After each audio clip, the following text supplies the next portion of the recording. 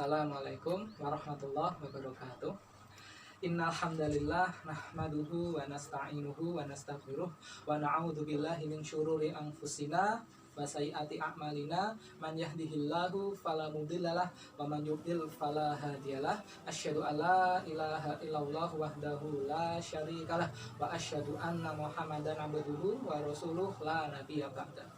Rabbi shrah li sadri wa yassir li amri wahlul 'uqdatam min lisani yafqahu qawli. Wa sallallahu ala sayyidina Muhammad wa ala alihi wa sahbihi wasallam. Bagaimana kabar anak-anakku semua? Ustaz berdoa semoga kalian semua tetap diridhai Allah dan tetap dalam kondisi yang sehat walafiat. Baik, pada kesempatan kali ini Ustaz Rizky akan memberikan kisah, yaitu kisah dari Nabi Muhammad Sallallahu Alaihi Wasallam. Kisah ini ada dalam kitab yang bernama Kisah Shahih, tulisan dari Syekh Dr. Umar Sulaiman Al-Ashqar. Kisah hari ini adalah kisah yang ke-40. Kisah ini menceritakan tentang perjuangan seorang yang secara fisik lemah, secara fisik dipandang lemah, secara fisik dianggap kecil, tetapi justru Allah memberikan pahala surga buat dia. Nah, siapakah itu? Coba tebak. Ustadz akan menceritakan ya. Kalau tebakannya kalian benar, Masya Allah, berarti kalian sudah bagus. Nah, kisah ini terjadi di negeri Mesir. Di negeri Mesir ada seorang raja yang sangat jahat, seorang raja yang sangat kejam, seorang raja yang punya sikap bengis, suka menyiksa orang.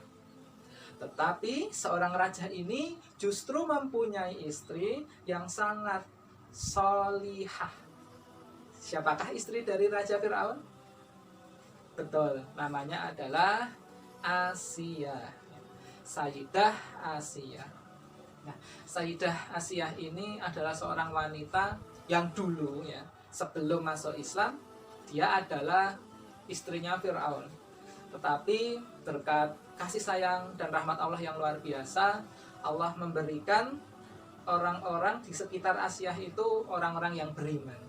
Jadi Asiyah itu sebenarnya punya seorang tukang sisir namanya siapa? Masyitoh, Masyitoh itu tukang sisir.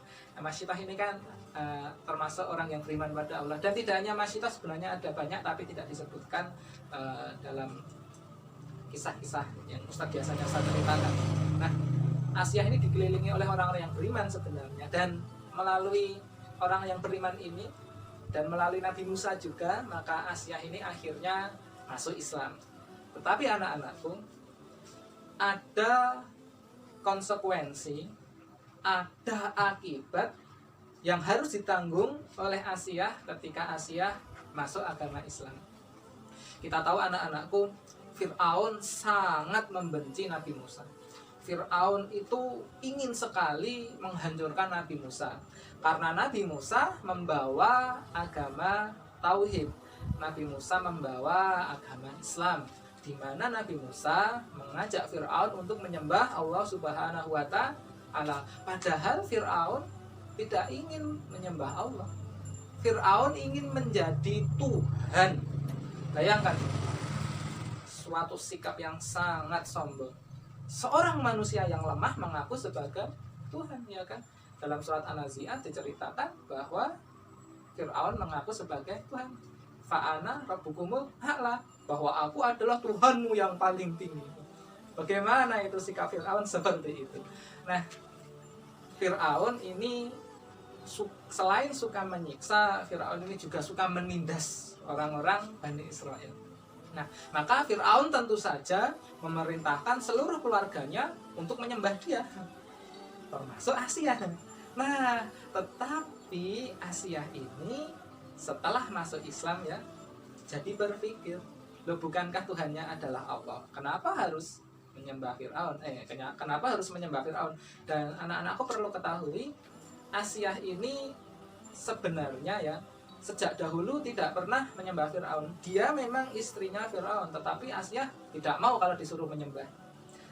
Asiyah tidak mau menyembah Fir'aun. Tetapi Fir'aun, ya, karena Asyah ini adalah istrinya yang sangat cantik, maka Fir'aun memaafkan asalkan Asyah tidak menyebarkan agama Islam di masyarakat. Jadi masyarakat itu taunya Asyah masih beragama masih musyrik, ya, tidak menyembah Allah. Padahal Asyah waktu itu sudah masuk Islam. Nah, qadarullah, dengan hikmah Allah, Fir'aun ini tuh akhirnya tahu bahwa istrinya itu ternyata sudah masuk Islam, gitu kan. Nah, karena masalah yang dihadapi Fir'aun ini sangat banyak begitu, termasuk melawan Nabi Musa, dan karena Fir'aun tahu bahwa ini Asyah ini ternyata pengikutnya Nabi Musa, semakin marahlah Fir'aun pada Asyah. Kita tahu ya, dalam kisah-kisah Nabi Musa, pertempuran yang sangat panjang dialami oleh Fir'aun melawan Nabi Musa. Bahkan sampai Fir'aun itu mendapatkan 5 azab. Maka Fir'aun ini ingin istrinya ini segera keluar dari agama Islamnya. Tidak boleh mengikuti Nabi Musa, tidak boleh. Nah, tetapi Asyah mengatakan dia tidak mau mengikuti Fir'aun. Ya, dia ingin mengikuti Nabi Musa untuk menyembah Allah Subhanahu wa Ta'ala. Maka akhirnya Fir'aun memaksa istrinya yang bernama siapa tadi? Sayyidah Asyah untuk keluar dari agama Islam. Tetapi Asyah tidak mau. Asyah tetap teguh memegang agama Allah. Maka akhirnya penyiksaan pun dilakukan oleh Fir'aun. Begitu kejam, begitu tega Fir'aun ini menyiksa istrinya sendiri. Maka anak-anakku, apakah kalian tahu siksaan macam apa yang diberikan oleh suami kejam ini kepada istrinya sendiri? Dalam sebuah hadis sahih ceritakan bahwa Asyah, mohon maaf, tangannya sampai dipaku oleh suaminya sendiri. Tangan Sayyidah Asyah sampai dipaku oleh Fir'aun. Dan mungkin kalian tahu ya, paku waktu itu mungkin lebih besar. Dan Ustadz hari ini membawa sebuah paku yang ini sangat besar ya. Kalian bisa lihat, paku ini sangat besar sekali. Dan jika ini digunakan untuk menyiksa Asyah, tentu ini adalah perbuatan yang sangat-sangat kejam. Bayangkan, sebuah tangan seorang wanita, tangan seorang ibu yang membesarkan seorang nabi bersama Nabi Musa, oleh Fir'aun tangan ini dipaku. Rasanya sangat luar biasa, sakit sekali.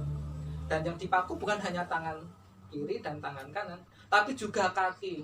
Ada 4 paku yang digunakan untuk memaku wanita yang mulia ini. Bahkan tidak hanya itu, Fir'aun menyiksa dengan hal yang lebih kejam lagi, yaitu dengan memukulkan sebuah batu besar ke tubuh dari Bunda Sayyidah Asyah. Penyiksaan yang sangat kejam. Dan sebelum mengakhiri hidup dari istrinya itu, Fir'aun menawarkan kepada Asyah, "Wahai Asyah, kalau engkau keluar dari agama Islam, engkau aku bebaskan, engkau tidak akan aku siksa." Tapi anak-anakku, apakah kalian tahu Sayyidah Asyah ini mengikuti Fir'aun atau tetap berpegang kepada agama Islam? Maka dengarkanlah anak-anakku bagaimana jawaban Ratu Asyah ketika diancam seperti itu. Maka Ratu Asyah ini, jawaban ini diabadikan dalam sebuah surat di dalam Al-Quran di juz 28, surat nomor 66, surat At-Tahrim ayat 11. Di situ diceritakan, "Iqala rabbi ba'ili 'indaka baitang fil jannah wa najini min fir'auna wa amalihi wa najini minal qaumi zalimin." Ya Allah, buatkanlah aku sebuah rumah di sampingmu dan lindungi aku dari perbuatannya Fir'aun dan lindungi aku dari perbuatan orang-orang yang zalim, ya. Kira-kira seperti itu. Maka ketika Fir'aun tahu jawaban Asyah ternyata tidak mau menyembah Fir'aun, maka Fir'aun segera mengakhiri hidup Asyah dan akhirnya Sayyidah Asyah meninggal syahid, dijamin masuk surga. Maka anak-anakku, mari kita ambil hikmah dari kisah ini. Dalam Al-Quran tadi surat At-Tahrim ayat 11 di situ ya dijelaskan bahwa Ratu Asiyah berdoa kepada Allah, ya Allah, buatkanlah aku rumah indaka baitang fil jannah. Jadi Ratu Asiyah meminta pada Allah untuk dibuatkan rumah di sampingnya Allah. Ingat ya, di sampingnya Allah. Jadi bukan surga yang levelnya rendah, bukan surga yang tingkatannya rendah, tapi surga yang tingkatannya sangat tinggi sekali. Itu permintaan dari Ratu Asiyah berdoa kepada Allah Subhanahu wa taala.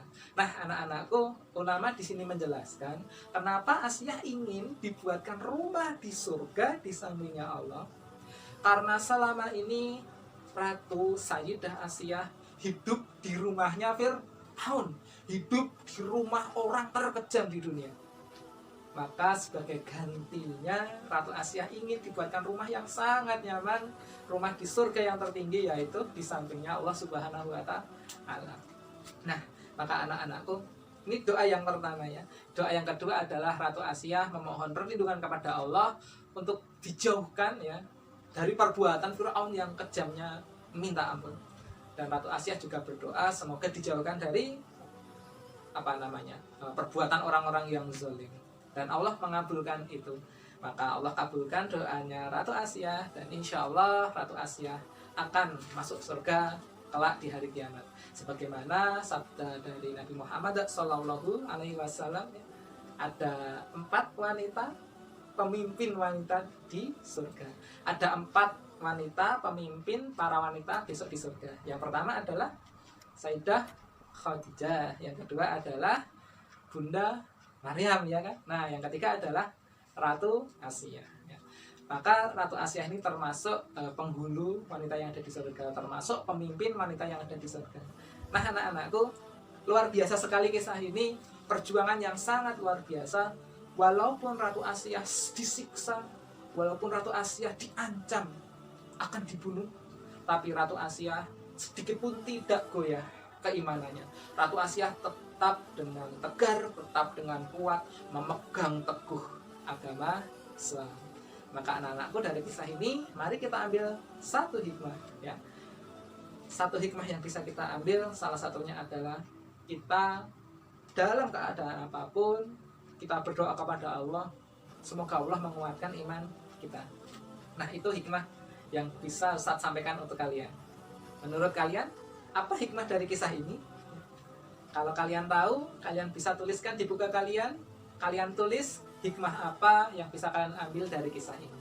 Semoga anak-anakku bisa mengamalkan apa hikmah dari kisah ini. Semoga anak-anakku menjadi anak-anak yang solih dan solihah. Semoga anak-anakku semua menjadi generasi pembangun peradaban Islam yang ada di bumi kita ini. Baik, mungkin seperti itu kisah yang bisa Ustadz Rizky sampaikan ya. Kita tutup dengan istighfar 3 kali. Astaghfirullah wa atubu ilaih, astaghfirullah wa atubu ilaih, astaghfirullah wa atubu ilaih.